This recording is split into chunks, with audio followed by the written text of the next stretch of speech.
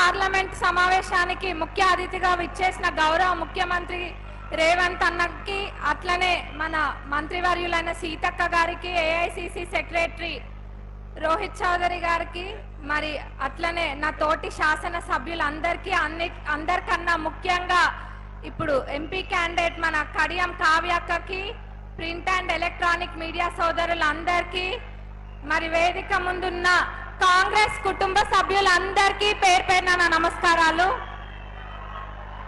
ఈరోజు కాంగ్రెస్ ప్రభుత్వం అధికారంలోకి వచ్చి 4 నెలలే అయినా కానీ ప్రజలకి మాట ఇచ్చిన తీరుగా ఎన్నో పథకాలను ఇప్పుడే అమలు పరవడం జరిగింది.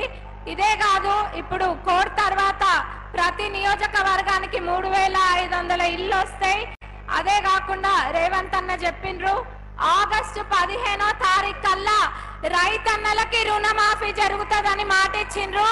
మరి రైతన్నలందరూ కూడా పండగ చేసుకోవాలి ఆగస్టు 15 రోజున. ఇదే కాదు, కాంగ్రెస్ పార్టీ ఇప్పుడు ఏర్పడ్డాక 7 లక్షల కోట్ల అప్పు ఉన్నా గానీ ఎక్కడ కూడా వెనక్కి పోకుండా ప్రజలకు ఇబ్బంది కలగద్దని చెప్పి పథకాలన్నీ కూడా అమలు పరవడం జరిగింది. కానీ అవతల వాళ్ళు దాన్ని దిగమింగుకోలేకపోతుండ్రు. ఎంతసేపు కాంగ్రెస్ పార్టీని గెలిచిన ఎంబటి నుంచే మొదలు పెట్టిండ్రు 6 నెలల్లో కాంగ్రెస్ ప్రభుత్వం పడిపోతుంది అని. ఏంటంటే మేము బాగుపడకపోయినా పర్వాలేదు కానీ పక్కన వాళ్ళు బాగుపడితే మేము మట్టు కోర్చుకోలేము అనుకునేటోళ్ళ బీఆర్ఎస్ వాళ్ళు. ఇప్పుడు కాంగ్రెస్ ప్రభుత్వం ఇన్ని చేసినా గానీ ఇవన్నీ కూడా వీళ్ళు కేవలం ప్రజలలో ఒక భ్రమ సృష్టించడానికి చేస్తుండ్రు. ఆ రోజు ఎట్లయితే అసెంబ్లీ ఎన్నికలప్పుడు వాళ్ళే గెలుస్తుండ్రన్న విధంగా ప్రచారం చేసుకుంటారు. ఈరోజు కాంగ్రెస్ ప్రభుత్వం కోల్పోతుంది అని అంటే నిజంగానే అట్లా అవుతుందని అనుకుంటుండ్రేమో. కానీ ప్రజలు ఎవరు కూడా ఇక్కడ పిచ్చోళ్ళు లేరు, ఎవరు నమ్మే విధంగా లేదు. అదంతా కూడా అందరు అన్ని గమనిస్తున్నారు. మరి బీజేపీల గురించి మాట్లాడుకుంటే వాళ్ళు 10 ఏళ్లలో ఒరగబెట్టింది ఏం లేదు. ఎట్లయితే బీఆర్ఎస్ వాళ్ళు ఇక్కడ మనని ఇబ్బంది పెట్టిండ్రో అక్కడ బీజేపీ వాళ్ళు కూడా అంతే.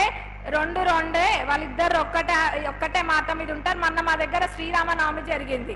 అయితే బీఆర్ఎస్ ఎంబట బీజేపీ వచ్చిండ్రు, బీజేపీ వాళ్ళు ఎంబట బీఆర్ఎస్ వాళ్ళు వచ్చిండ్రు. ఒకళ్ళు వచ్చిండ్రు, ఒకళ్ళు వెంబటే వచ్చిండ్రు. మళ్ళీ పౌడు కూడా అట్లనే పోయిండ్రు. అంటే ఆలోచించండి వాళ్ళిద్దరి మధ్యత ఎంత సఖ్యత ఉందో.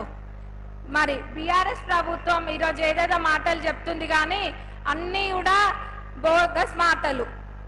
ఎందుకంటే వాళ్ళు ఒక్కటి కూడా వాళ్ళు అన్నవి చేయలేదు. 10 ఏళ్లలో దళితులకి 3 ఎకరాలు ఇస్తా అని ఇయ్యలేదు, ఇంటికి ఒక ఉద్యోగం అని చెప్పి ఇయ్యలేదు. మరి ఇట్లా ఎన్నో మాటలు చెప్పి నాటకాలు ఆడి వాళ్ళు ఏవి కూడా చేయలేదు. కానీ మా ప్రభుత్వం ఏర్పడ్డ కొన్ని రోజులలో అన్ని చేసినా కానీ ఇంకా కూడా దుమ్మెత్తిపోయబోతుండ్రు.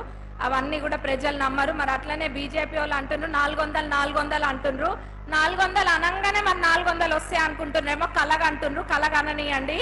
కానీ మన దగ్గర నుంచి 14 సీట్లు ఖచ్చితంగా వస్తాయి.